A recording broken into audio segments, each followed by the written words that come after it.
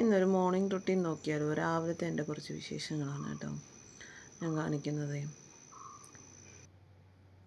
അപ്പോൾ എല്ലാവർക്കും എൻ്റെ ചാനലിലേക്ക് സ്വാഗതം. മൈ വേസ് പിൻസി.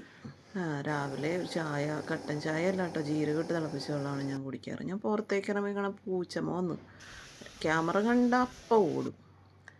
അവൾ പറയണത് നീ അങ്ങനെ എന്നെ ക്യാമറയെ കാണിക്കേണ്ടെന്ന്. ഇവളാണ് കേട്ടോ അമ്മ. മറ്റത് മോനാണോ മോളാണെന്ന് അറിഞ്ഞുകൂടാ.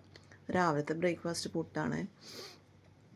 പണ്ടൊക്കെ ഞാൻ പുട്ടുണ്ടാക്കുമ്പോഴില്ലേ, അതിങ്ങനെ പൊടിഞ്ഞ് പപ്പടം പോലെ കിടക്കും. പക്ഷേ ഇപ്പോൾ ഞാൻ പുട്ടുണ്ടാക്കിയിടുമ്പോൾ ഇതിങ്ങനെ പൊടിയാതെ കാണുമ്പോൾ ഭയങ്കര സന്തോഷമാണ് കേട്ടോ. അതേ കണ്ട പൊടിയാതെ ഉണ്ടാക്കിയത് ഭയങ്കര സന്തോഷമാണ്. പക്ഷെ പുട്ടിൻ്റെ ടേസ്റ്റില്ല.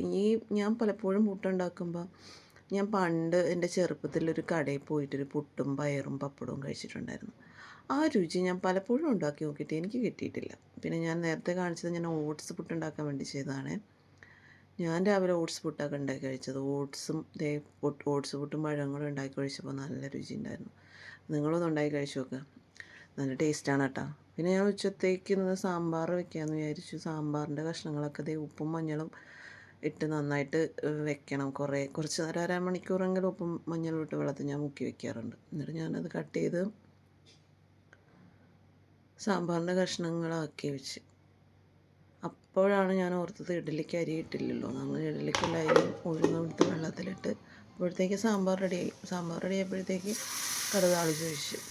പിന്നെ ഞാൻ തലയിലേക്ക് തേക്കാൻ വേണ്ടിയിട്ട് കുറച്ച് കറ്റാർ വാഴ എടുക്കാൻ പോയപ്പോഴത്തേക്ക് നമ്മുടെ പൂച്ചക്കൂട്ടം വന്നു.